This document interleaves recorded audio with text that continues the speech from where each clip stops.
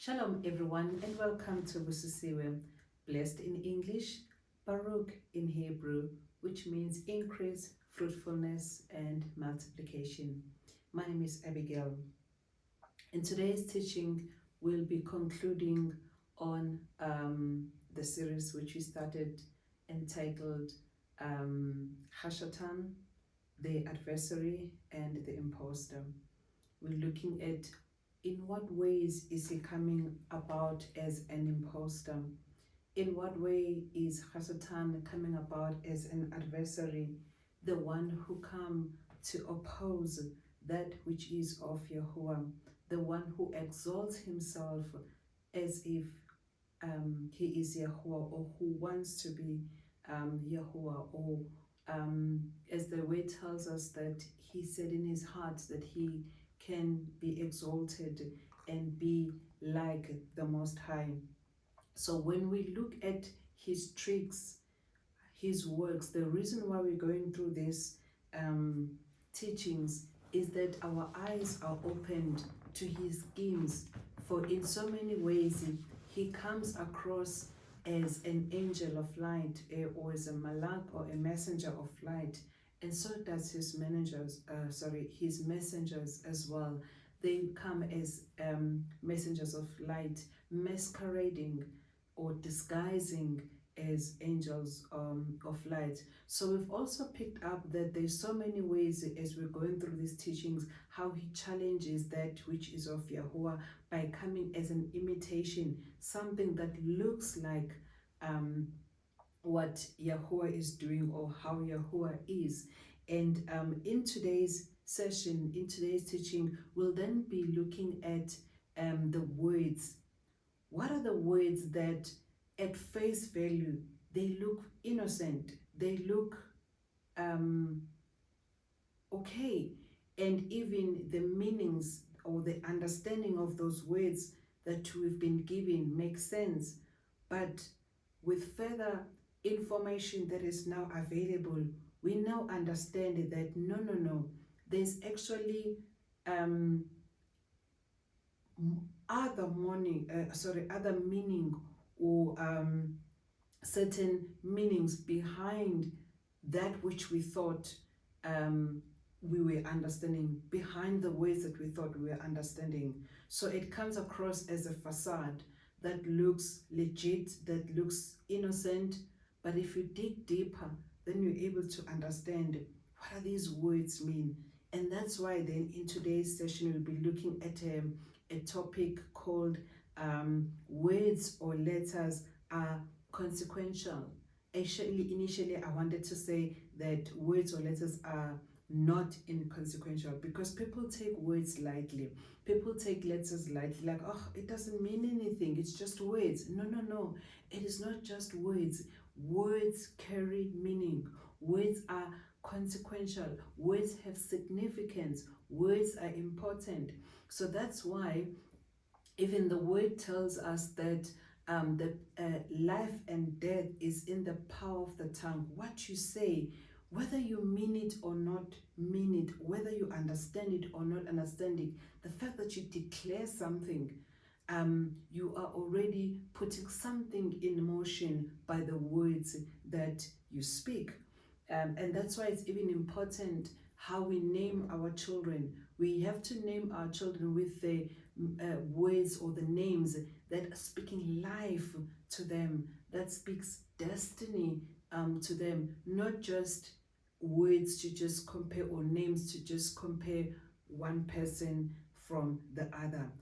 This is why the words, and even the word tells us that be of less words, speak less and hear more. So if you speak less, then you are able to understand, comprehend what is it that I'm about to say, and what is it, and that which I'm about to say, what is the consequence of what I'll be saying. Because even the word tells us that we shall account for every word that we've said. And if you think about one's lifetime, and thinking how many words that we just spoke carelessly and just jokingly, but Yahuwah is telling us there is no such thing as jokingly or carelessly with him. He says every word that you speak, you will account. So before you say any word, ponder as to say, what exactly is this word meaning? And you might be understanding the meaning from one language or from one perspective. And what if in another context it means something else? Would I still mention the same words? And if the answer is no, then don't.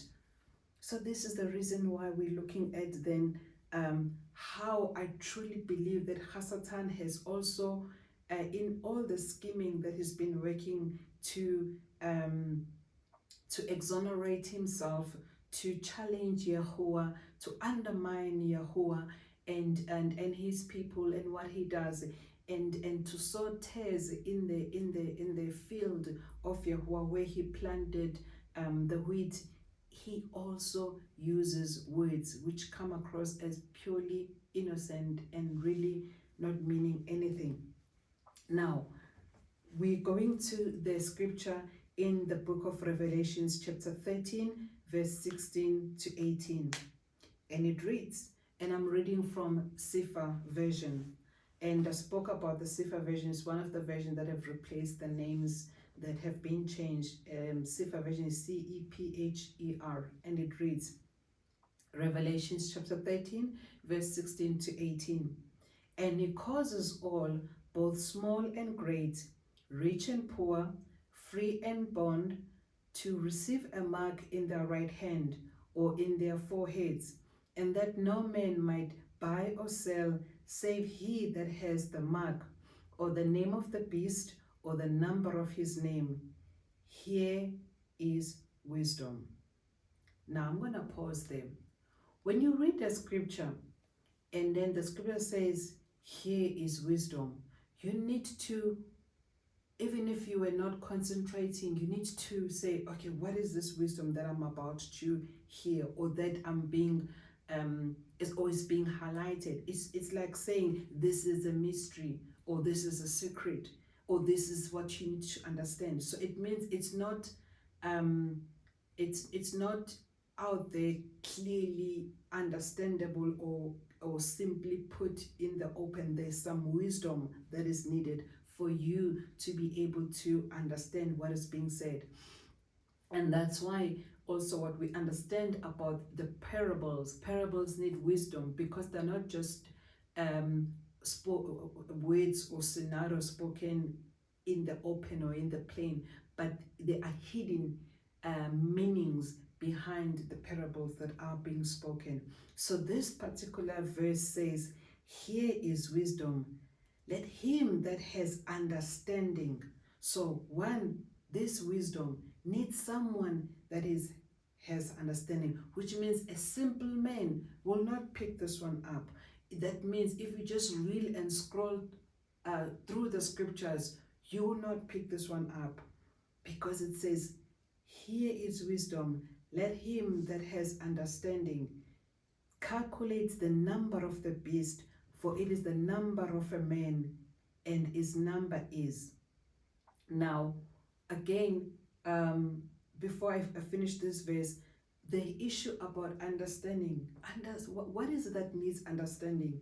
A mystery needs understanding. Something that is hidden needs understanding. And this verse, and Yahukanon, otherwise known as John, is telling us specifically on verse 18, Revelation chapter 13, verse 18, he says, here is wisdom, let him that has understanding calculate the number of the beast, for it is the number of a man, and his number is. Now, I mentioned earlier on that I'm reading from the CEPHER version. And this verse, when you read it from the CEPHER version, it says the number that is written there are actually, it's not a number that is written there in the CEPHER version. It's the Greek letters that are written in there, the 3 Greek letters that are written in them. And these 3 Greek letters are Chi, Xi, and Sigma. Those are the 3 Greek letters written in them. But in all other versions, it says, and his number is 666. All right. Now, I want to emphasize again, before we unpack this statement of why other versions have 666, which we generally say is 666 or 666, but CEPHER version has the 3 Greek letters being Chi, the one that has that mark like an X, so this is Chi, and then the Xi, which is it's the X with like a Roman figure 1, but it's pronounced as like KS, and then Sigma. So why is it that CEPHER kept this 3 Greek letters? And we actually realized that CEPHER is the one that retained these letters, but if we go to the original text actually had also these 3 Greek letters. Original text such as the Stephan Textus Receptus. I'm going to be putting all this information on the description box when I post the videos on the different social media platforms that Busiswe use. But the point here is that in the original text, there was no number 666, but there was these 3 Greek letters, which is Chi, Xi, or X like Roman figure I, as well as Sigma. But what happened is that the other versions, they actually imputed or substituted the number 666 in the place of these 3 Greek letters. The other versions substituted the letters or the number 666 instead of the 3 Greek letters. And you can also see this, the explanation of these 3 Greek letters if you go on Google and just Google Strong's G5516, it will explain the 3 Greek letters that I'm referring to. Strong's G stands for Greek, G5516. They substituted the number 666, or they imputed number 666 instead of these 3 Greek letters. And we have seen in the past, we've been talking about it also, where they've imputed or they've substituted things in the word. They substituted the name of, so the original script had the name of Yahuwah, or the name of the creator, which is Yahuwah. They substituted it with Lord and God. So in this particular case, they also substituted these 3 Greek letters with number 666.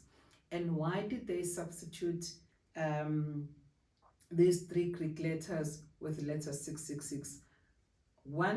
Firstly, I don't know, but at face value, one could say that, well, just like in the Hebrew, every letter in Hebrew has a number associated to it. For example, the number, the name Tau has a number 22 allocated to it in Greek. The word Aleph, or other people say Aleph, the word Aleph, the number associated it to the number Aleph, the number associated to the Hebrew word Aleph is number 1. The number associated to the Hebrew word Tau, which means the end, the number associated with it is 22. So also in Greek, there are numbers associated with the letters. So these letters, the three letters that I just spoke about, the first letter chi, the number associated with letter chi is 600. And the number associated with the Greek letter X, or XI, as I said, which is pronounced as KS, the number associated with it is 60. And the number associated with sigma, it is 6. So the number associated with the Greek letter sigma is 6.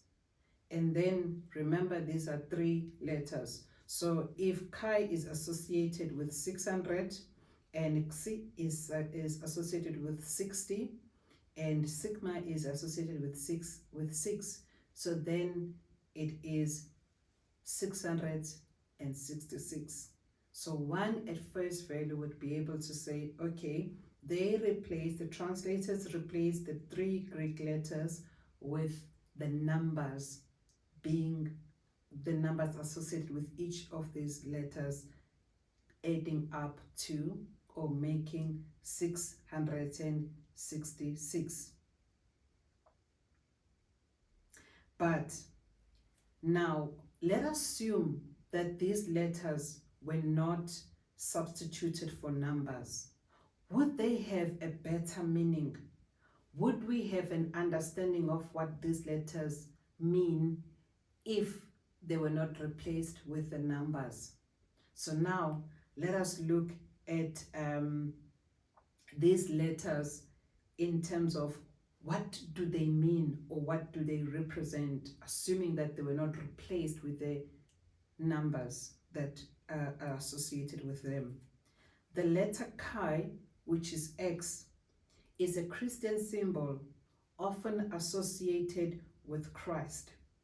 Now, we've seen also this letter X abbreviated in Christmas. So they would put in like Xmas because X is associated with Christ.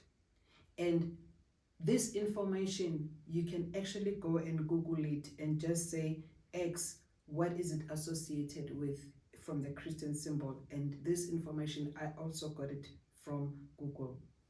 And so many information around this letter being associated with Christ, even as I've just made an example, Xmas, which means Christmas, because the letter X is associated with Christ, or an abbreviation for Christ.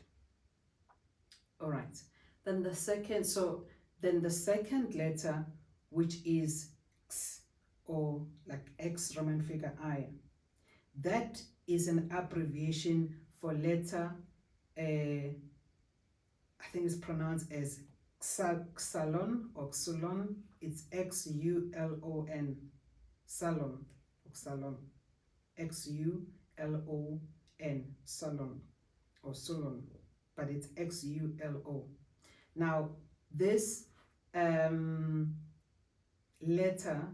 second Greek letter, Xi, abbreviation for letter for the word Xalon or Xulon.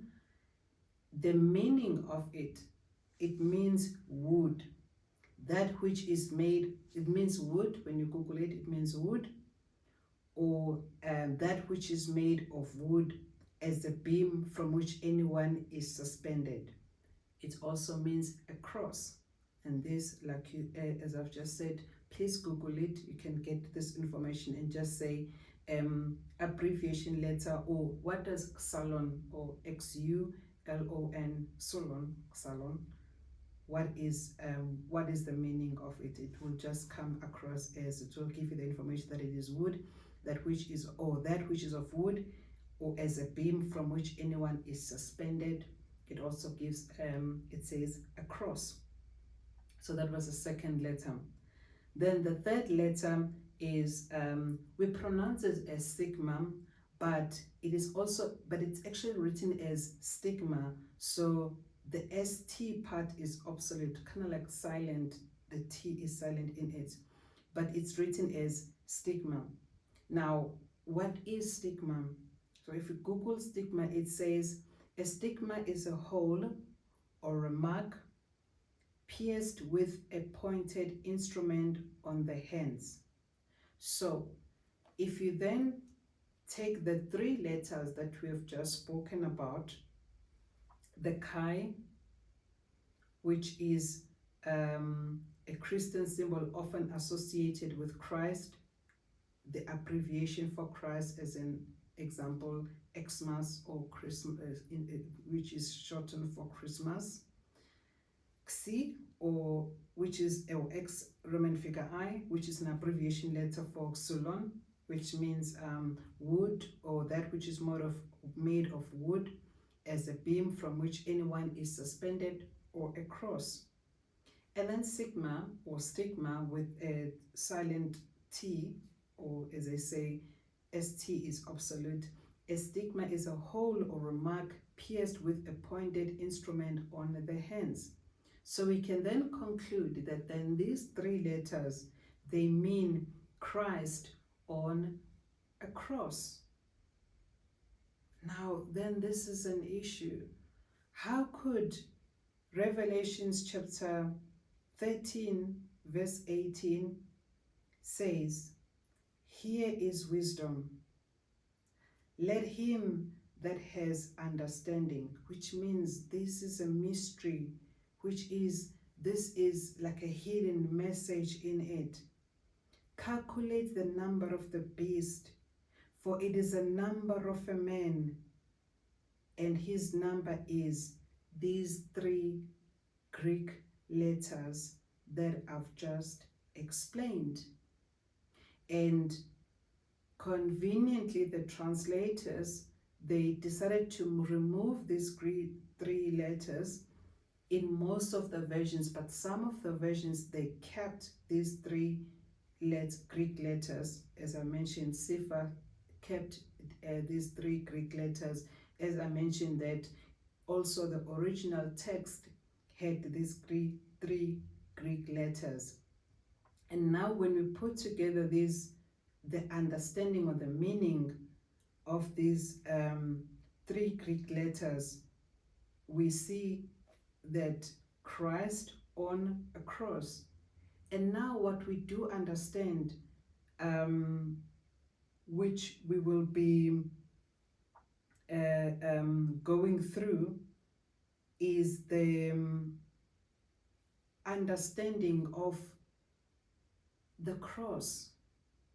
Where does the cross come about, or how did the cross come about? Because what we know is that from a Catholic point of view, a cross is like a Catholic crucifix. But could there be a meaning, a hidden meaning, other than what is obvious to us, that this is 666, which is 666? Could there be any other ways, that different way of looking at this, a hidden message in it? Now, it then takes us to understanding, where does the cross come about? And for me, I used to be confused as to which is which. Some of the scriptures, they say that Yahusha was hung on a tree, but some of the scriptures, when in the versions that we normally use, that we have access to, it says that he was hung on the cross. So for me, I was confused. Was he hung on a tree, or was he hung on a cross? And then I said before, and I said this also to my son, that I spoke about this in the previous teaching, and I said that Tanakh is the entire word. Tanakh is the entire word, which is actually, Tanakh in itself is an acronym for three letters: the Torah, which is instruction; the Nabim, which is the prophets; and the Ketubim, which is the writings. Excuse me. And then I mentioned that the writing, they don't do the writings on its own. So if we look at the Bibles that we have access to, most of us, what makes up of the Torah are the 5 letters that were written by Moshe. Genesis, Exodus, Numbers, Deuteronomy, and what is the other one? Leviticus. So those are the 5 books that are given as the Torah. And then you then have the prophets, and the prophets are easy to say. All the prophets, or what they are called, the minor prophets and the major prophet. All the prophets, they're combined as prophets. Any other thing will then be the writings. So like your Proverbs will form part of the writings. Your Proverbs, your Psalms, your Gospels, your epistles, all of those writings of Paul and Peter and so many others, they will be called as writings. So anything that is not under prophets or under the 5 letters. But remember, the Torah, by the way, is not limited to the 5, just the one that we have access to in the Bibles that we have that we are using.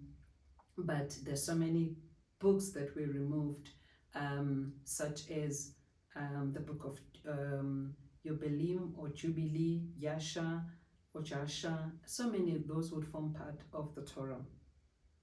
So my point then is, whatever it is that we are reading from the writings, with the understanding that the writings, they write of either the Torah or of the prophets, or a combination of both. Hence Yahusha said, I did not come to abolish the law, which is the Torah, or the prophets, but I came to fulfill them. Because even the writings of Yahusha himself, we find them in the writings, but he wrote of the Torah and he wrote of the prophet. And all the emissaries, they wrote of the Torah and of the prophet. I also made this example, and I said, when Shaul, otherwise known as Paul, when he went to preach in Rome, he didn't preach to them from the book of Romans, because there was no book of Romans then. He preached to them the Torah, he preached to them the prophets. And then afterwards, he was then writing a letter to the assembly in Rome. Now we have access to that letter. The same thing with when he went to Corinth. When he went to Corinth, he preached to them the Torah, which other people are calling it Old Testament, but I addressed that there is one covenant. There's no split of the Old Testament and the New Testament. There's a renewed covenant. But you can go to the series that entitled The Covenant of Yahuwah. It still remains the same. It's one covenant. But then when Shaul went to preach in Corinth, when he went to preach in Colossae, and when he went to preach in Ephesus or in Galatia, he didn't have the book of Galatians with him, or the book of Corinthians with him, or Ephesians or Colossians. No. What did he preach to them? He preached the reign of Yahuwah, and he preached from, so the access that he had at the time was the Torah and the prophets. So he was preaching from those books. Same with Matthew, Matthew, he wrote his book later on, but his book is writing about his experience when he walked with Yahusha, what Yahusha said. And what Yahusha said is what is coming from the Torah and the prophets. So there is nothing that is on its own, just like a new doctrine that is in the writings. Whatever that is in the writing is right. They are right. They were writing of what was already existing in the Torah or in the prophet. As I said, that they were amplifying this. They were explaining on that which is already written in the Torah or in the instructions, as well as in the Nabim or the prophets. So at any point in time, when you find yourself having a confusion that you read from the writings, and when you read from the writings, it says something and it seems to be conflicting with another books, as in this case, was he hung on a tree or was he hung on the cross? Which is which? Then the answer that we have, or the solution that we have, is to go to the Torah, because there is nothing that is in the writings that was not either written or spoken or declared in either the Torah or the instruction or the prophets or the Nabim.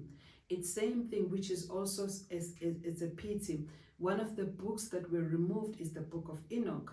Now, Shimon, otherwise known as Peter, in one of his books, he makes reference, he quotes from the book of Enoch.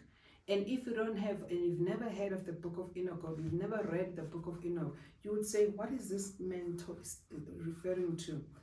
Because the book of Enoch was removed. But my point is that there are so many other books that were there that have been removed, but when the writings are there, they make reference to that which was already existing in either the instructions or the Torah or the prophets.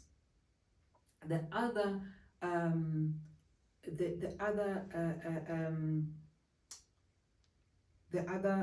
way of answering one's question or clarity where there's an element of conflict is then to say, the word tells us that in the mouth of 2 or 3 witnesses, every word shall be established.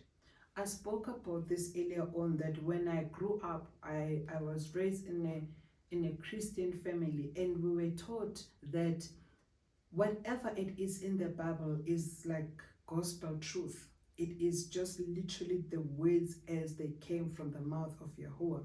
That's exactly how we were taught. It was only about 5 years ago when my Yahuwah opened my eyes in terms of the scriptures and all the truth that I'm now seeing, which has always been in the scripture, but I never knew it because nobody spoke. The preachers, the pastors, no one, not all the leaders in the church they were reading from those particular scriptures. But when Yahuwah opened my eyes to those scriptures in the word, then I understood that Yahuwah, these words, yes, they were originally in a particular scroll, in a particular language, but then there are translators who then translated according to their understanding, according to the concept that they had, also according to the bias that they had. So now, in being able to rightly divide the word of Yahuwah, to say, is this an error of translation? Could this be something that was imputed, or a substitution, or total change for a particular reason, either to hide something or to deceive, or just a genuine mistake? How do I know which is which? That's when I understood that this is the safety that you have. Number one, you have the Ruach of Yahuwah. The Spirit of Yahuwah will guide you, tell you that something is not right here. And he also had his messengers that have been speaking these messages that you can be able to listen from or listen to. But also he says, this is the safety that you have. In the mouth of 2 or 3 witnesses, every word shall be established. This is the safety that you have. Whatever you're reading is part of the writings or the ketubim or the writing, they must be writing about something that already exists in either the Torah or the instructions or the Nabim or the prophets. That's the safety that one has. So then when I had this confusion in my head as to Was Yahusha nailed on a cross or on the tree? Which is which? Because if I read the book of Galatians chapter 3 verse 13 says, Mashiach redeemed us from the curse of the Torah, having become a curse for us. For it has been written, cursed is everyone who hangs upon a tree. So the book of Galatians, which is under writings, which is under so-called New Testament, which is one of the books written by Shaul to the believers who had just been converted because they were pagan before the Galatians, and then they converted to the way, and then he is teaching to them, and he's making reference to the Torah, to the instruction when he says that cursed is everyone who hangs upon a tree. Hence my question was, why other verses then says, or books says cross, but Galatians says tree? Which is which? Was it a tree or was it a cross? And also just want to touch here a little bit, because people use the very same verse that I read, Galatians 3 verse 3, and says Mashiach redeemed us from the curse of the Torah, and then they said that the Torah is cursed. No, the Torah is not cursed. Even Shaul says this in the book of Romans. He says, does that mean that the Torah is cursed? And he says, not so. This means that in the Torah, it is written the curses that would come upon us, human beings, when we disobey Yahuwah. The curses that would come to Yasharal when they disobey Yahuwah. And those curses are found in the book of Devarim chapter 28, or Deuteronomy chapter 28. And Deuteronomy is part of what? The Torah. So the Torah is not the curse, but the curses that will come as a result of disobedience are written in the Torah. Now that Galatians is telling us that Yahusha was hung upon a tree, and the word tells us that in the mouth of 2 or 3 witnesses every word shall be established. Let us then go back to the Torah in another place and find out, where does it speak about a person being hung on a tree or on a cross? And if you read the book of Devarim, or Deuteronomy chapter 21 verse 22, it reads, and when a man has committed a sin worthy of death, then he shall be put to death, and you shall hang him on a tree. Verse 23, let his body not remain overnight on the tree, for you shall certainly bury him the same day, for he who is hanged is accursed of Allure, so that you do not defile the land which Yahuwah your Allure is given you as an inheritance. So we are told here in the book of Devarim, or Deuteronomy chapter 21 verse 22, that if any man has committed a sin worthy of death, he must be, or he shall be hung on a tree, not on the cross. So we now have 2 references that speaks of a tree. And if we know of Yahusha, they accused him of blasphemy, the Pharisees, and they said that the sin that he has committed was worthy of death. And because the sin that he had committed was worthy of death, it is for this reason that he was hung on a tree, or he was to be hung on the tree. The other people that also had committed the sin that was worthy of death were the 2 thieves that were hung, on one on the left hand side and the other one on the right hand side, that was punished by death and punished by hanging on a tree, according to what the scripture says in Deuteronomy chapter 21 verse 22. The other thing that we also pick up in verse 23 is that it says that for you shall let his body not remain overnight on the tree, for you shall certainly bury him on the same tomb. And we know that the word tells us in the book of Matthew or Matthew that after Yahusha cried out and say, Allah, Allah, lama sabatan, which means my al, why have you forsaken me? Then he gave up the ghost or his spirit, and then he died. And then one of his disciples, I've just forgotten his name, he came and requested that his body be taken off and not sleep over the way it was hung. And then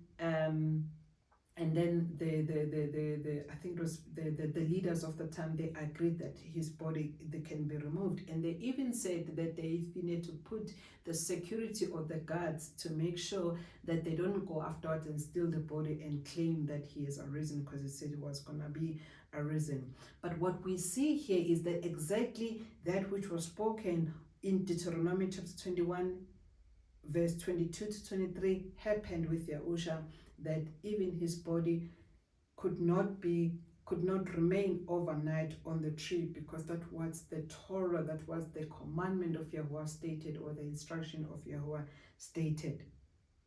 And if you read the book of Matthew or Matthew chapter 16 verse 24, it says, then Yahusha said to his Talmudim, if anyone wishes to come after me, let him deny himself and take up his pole.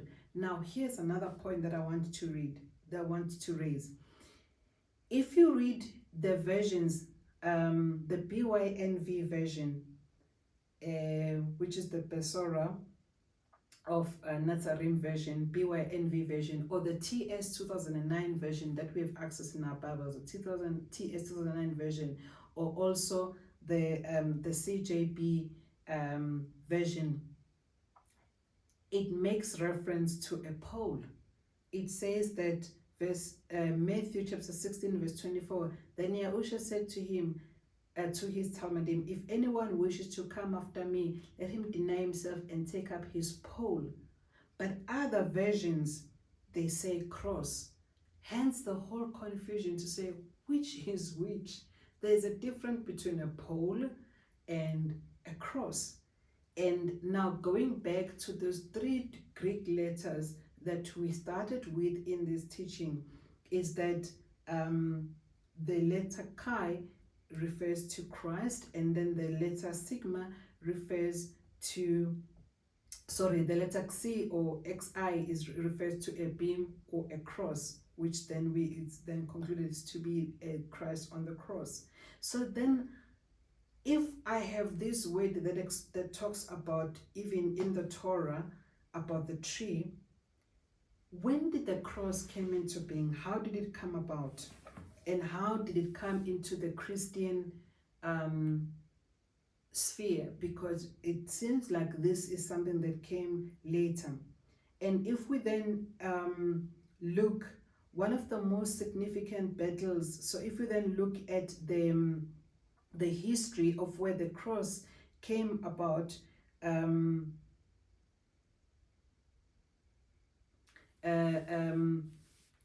before we even go to the history of the cross, the one thing that I wanted to highlight here when I've been talking about reading the scriptures from the Hebrew perspective. So if we were studying this from the Hebrew perspective, or if we have the word written from the Hebrew perspective, not from the Greek perspective or from the Latin perspective, the Bible would have translated the Hebrew, the name as Messiah and not Christ. And that's why when I said earlier on in the different teaching, why do I teach from the Hebrew perspective? So it would have been translated as Messiah and not Christ. So why does this one has this Christ? So where does the cross then come from?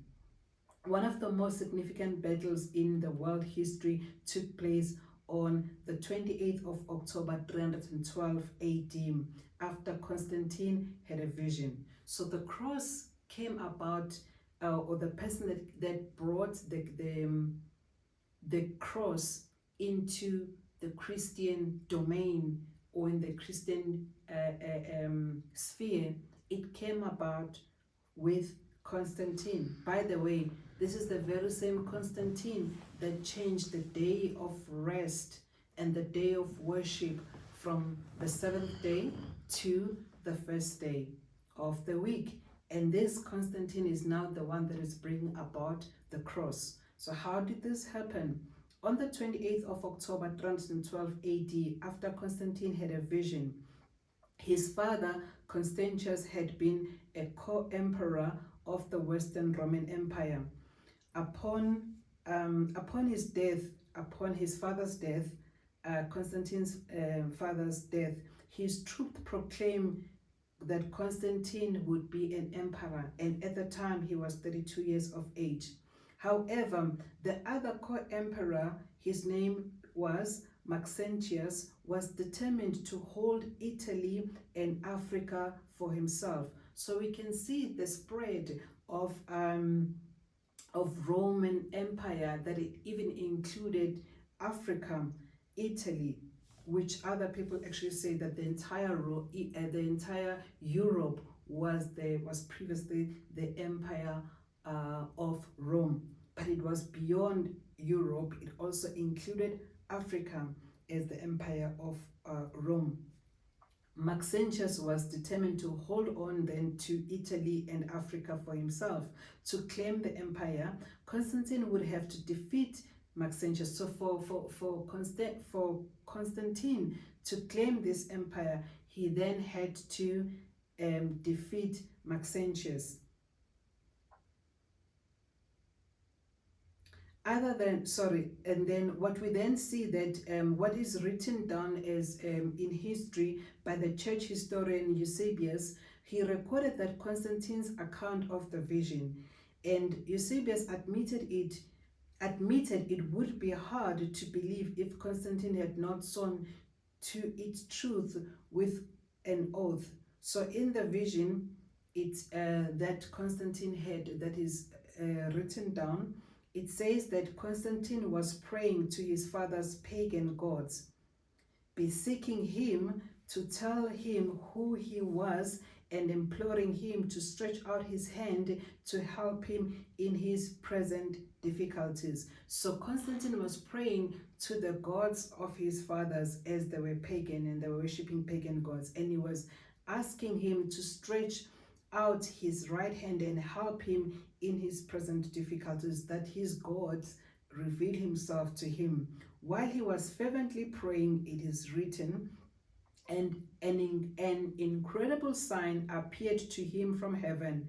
He said that about noon, when the day was already beginning to decline, he saw with his own eyes the trophy of a cross of a light in the heavens above the sun, and an inscription said, "Conquer by this," which was obviously written in Latin. I can't pronounce Latin, but if you Google this, you'll see how it's pronounced in Latin, which the meaning is "conquer by this." It was attached to it. Seeing this, he and his army, which witnessed the miracle, were struck with amazement. Now, this is another thing that is very interesting. Coincidentally, Constantine is having a vision, and in this vision, the narration of this vision is very similar to the incident that Shaul, otherwise known as Paul, has. Because what we know is that when Shaul was on his way to Damascus to persecute the assembly, he had a vision that a light came from the Shamayim, or from the heaven, and then the words spoke, which Yahusha then spoke to him, and they will tell the way that Yahusha spoke in Hebrew, and he said, "Shaul, Shaul, why are you persecuting me?" In that incident, we are told that the people that Shaul was traveling with, they also saw the light, but they did not hear the words. And now Constantine is telling us that the people that he was also with, they saw the light that came from the Shamayim, or from the heaven. Pondering the meaning of the sign, Constantine fell asleep. Constantine claimed that Christ appeared to him in a dream and commanded him to make a likeness of the sign with the sign of the cross, and then advance to Rome. And remember, the word Christ is coming from Greek, which means Christos, but it doesn't mean that there was no word for the anointed one in Hebrew. Messiah or Mashiach, it would be the Mashiach is the Hebrew word for the anointed one. So if the translators were translating according to the Hebrew version or the Hebrew, they would have written, or they should have written, Messiah, because we can all understand and we know Messiah in English, that it means the anointed one. Why was it written from Greek? Because the original scriptures were in Hebrew, they were not in Greek. Yahusha spoke in Greek. I've gone in so many depth in speaking about the language of the Hebrew, that even Yahuwah, when he revealed himself to Moshe, he didn't speak in Greek, but he spoke in Hebrew. But then, continuing with this, at that point, Maxentius, the emperor who was ruling over Italy as well as Africa in terms of the Roman Empire allocated to him, made a big mistake. He came out of Rome's well where he could not have withstood, then met Constantine on the outer bank of the Tiber. Constantine drove Maxentius back to the riverbank where his men rushed the pontoon bridge to escape, causing it to collapse. Maxentius then died. The victorious Constantine did not neglect to honor the Christian God. He ended official Roman persecution of Christians, then built churches, elevated bishops, and presided over the first church council since the days of the apostles. So this is telling us that after the vision that he had, he believed that it is the God of the Christians that spoke to him and that showed him that with this mark or the sign of the cross, that's when he will conquer Maxentius. And since Maxentius then died and then he overcame, then he then stopped persecuting the Christians or the believers at the time, who we know that they were first called Christianos, or Christians, from which was a word of scorn in any case at that particular time. It's not what they called themselves. And it says that Constantine then became the first, he presided over the first church council since the days of apostles. So we now see, since the days of apostles, why so many things change in the way of Yahuwah, because of the influence of Constantine. That's why things change.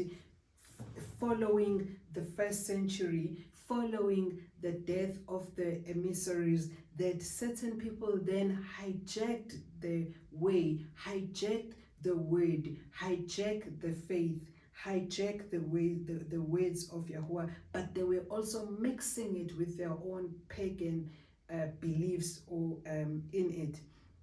And then he then elevated bishops and built churches.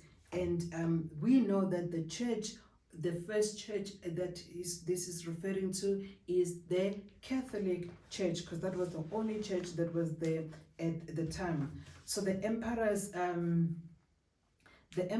adherence to Christianity was mixed. However, how was the emperor's adherence to Christianity mixed? Because in the coin that just like in the South African currency has the notes have the picture of Mandela, or the inscription of Mandela, Nelson Mandela, in it. But if you look at the coin, it also at that time it would be having Caesars.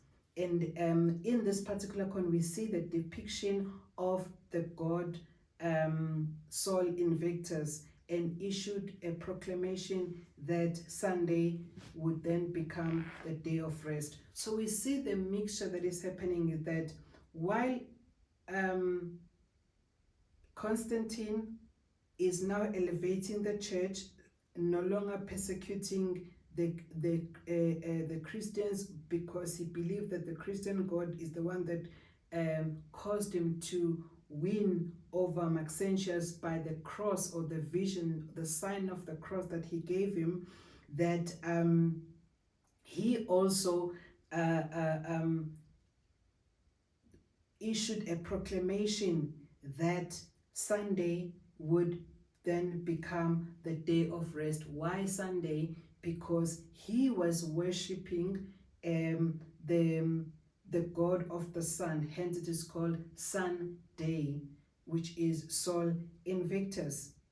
And then on the venerable day of the sun, he then said that the venerable day of the sun, let the magistrates and the people residing in the cities rest, and let all the workshops be closed. Nonetheless, Constantine was baptized on his deathbed, the first Roman emperor to embrace Christianity. So Constantine was the first emperor to embrace Christianity, and but we see that he did not fully convert to Christianity on the basis that even his baptism, he was only baptized on his deathbed. He was not immersed or baptized as a result of the conversion before dying. And we also see that even on his coin, he still maintained that God of the sun, or the sun god, Sol Invictus. So truly he was not converted. And then this then all tells us that there is so many things that are hidden in what appears to be innocent, that it was just a number, 666. But if we now go back to the understanding where the cross came about, where Christ come about, why is it linked with this chi sigma? It makes one to question a lot of the things and say, why is this thing telling us, why is Yahukanan telling us that this is a mystery, this is wisdom, this misunderstanding? Could there be something that we took lightly, that, oh no, it's just letters that came from Greek, then we translated to Latin, or there's something that is already giving us an indication as to who this beast is? What is the name of this beast? What is the number of this beast? This is the mystery that when you seek Yahuwah, it will be revealed as to who that is. But with this information, I'm going to leave it at that this information, there's so much into it that is a hidden message about the number of the beast, the name of the beast, with the history that I've just given to you. The information that I made reference to can be found in the website for ChristianHistoryInstitute.org, and I will also put the link to it. But for me, I'm only going to leave it at that, as to it was not just out of convenience that the words that could have been translated from the Hebrew perspective, they were translated from the Greek perspective, and that the words that were replaced, the words that were substituted, there's something sinister behind it. And it is for you to seek Yahuwah, to open your eyes. But the information that I've already provided in terms of the mark of Yahuwah being the Shabbaoth is already giving a hint as to who is the beast, what are the signs and the traits of the beast, the comparison that we're looking at in terms of the day of rest, as well as the day of rest, as well as the mark on the forehead, the mark on the right hand. All that speaks to this hidden message of knowing who the beast is. But I said, let our focus not be chasing who the beast is, who the beast is not, what the mark of the beast is. Have the mark of Yahuwah, then you will not have the mark of the beast. Shalom.